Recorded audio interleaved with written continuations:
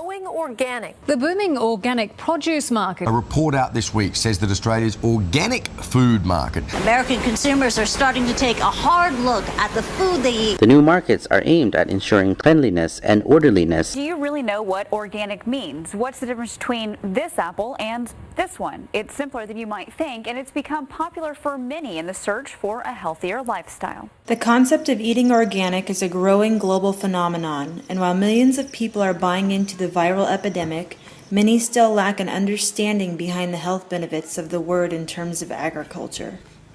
The more that you read about what is going on, the more that you learn about what is going on with our food system these days, the more you realize that you need to be very careful with what you eat. Agriculture should be the primary health institution of a nation, because the health of a nation begins in the soil. The way that we grow our food, right, determines how it's going to impact on our health. All right. So if we're growing food knowingly, right, that the inputs that we're using, right, are detrimental to the environment, detrimental to the soil, pollution to the groundwater, right, and the residues, right, toxic residues that over time have been proven to cause damage to the human body, then we have to take another look at how we grow our food. As more and more nutritious and sustainable produce are becoming readily available to westernized nations, other countries around the world are struggling with the same pursuit for a healthier way of life. Specifically in Ghana, 90% of its 25 million people rely on local agriculture as their primary food source. And while growing produce in West Africa is challenging due to its hot and humid climate, research and studies indicate that inappropriate usage of chemical pesticides poses a serious problem for the health of its nation. The local industry is not regulated, so farmers can use whatever they feel like on their crops. People are using chemical products and inputs, artificial things to put in the plants, and then they are not feeling good, and nobody understands why people are tired, or depressed, or with headache or stomachache, or they are not feeling well. And at the end, that's why, because our body is the result of what we are eating. Many farmers, right, in the pursuit of profit, right, will not follow it, adhere to the instructions that are listed on the labels of these chemical inputs, right? And in a desire to get their produce to the market to look aesthetic, clean, bug-free, right, they will not follow what is called the PHI, which is pre-harvest intervals, which means that if you use a pesticide, there's a certain amount of days that you have to wait before you harvest, right?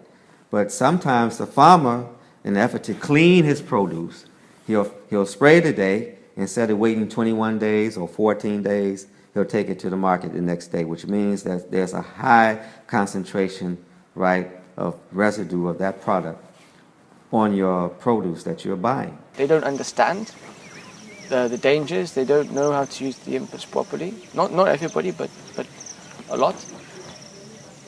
And if you were to test the vegetables in the market available, the majority would have residue limits that are above the maximum allowed ones. There are many advocates in Ghana for the labeling of genetically modified organisms in local produce, but there are only a small number of farms in the country that have taken the initiative to practice sustainable and biodynamic agriculture. So Volta Presentation Farm, right, is at what I say the embryonic stage of developing a total approach to organic agriculture in Ghana. All right. It's not that there's no one growing food without chemicals in Ghana, but the protocols that we follow, the type of methodology that we've created, right, is one that's been proven successful over the last 30 years. Okay, in varying African climates, in varying African countries and soils. Okay, so we see that the Volta Presentation Farm could be a forerunner, right, of developing an approach that will benefit the whole country.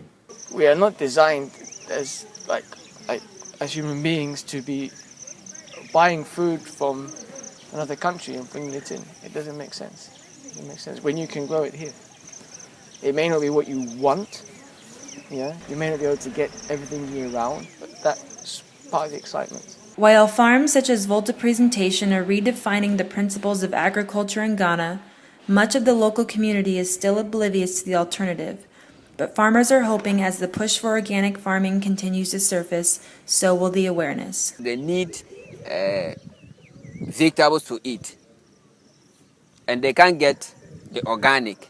They have to buy the chemicals one, because they don't know any that this is organic or this is not organic.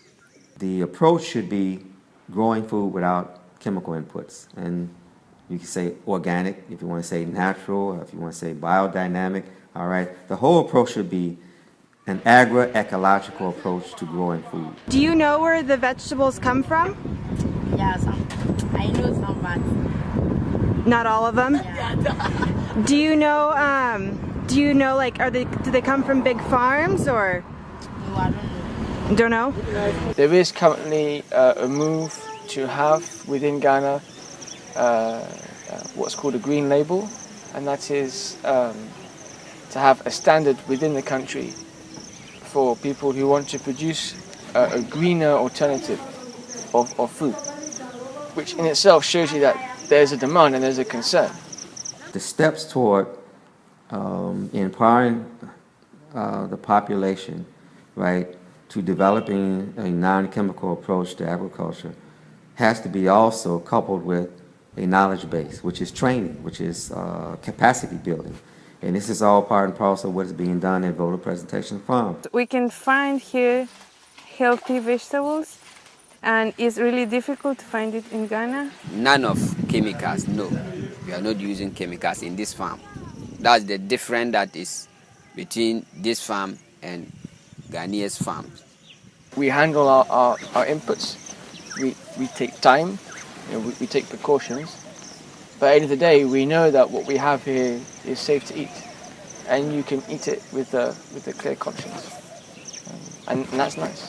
The benefits of organic agriculture is not just we're just growing food without chemicals, and it's not that we're just trying to get a higher nutritional value, but we're actually impacting our DNA. We actually have the capacity to change our DNA, which means that it could be a tool toward not just preventing malnutrition, but also curing disease through food. And that's the vision.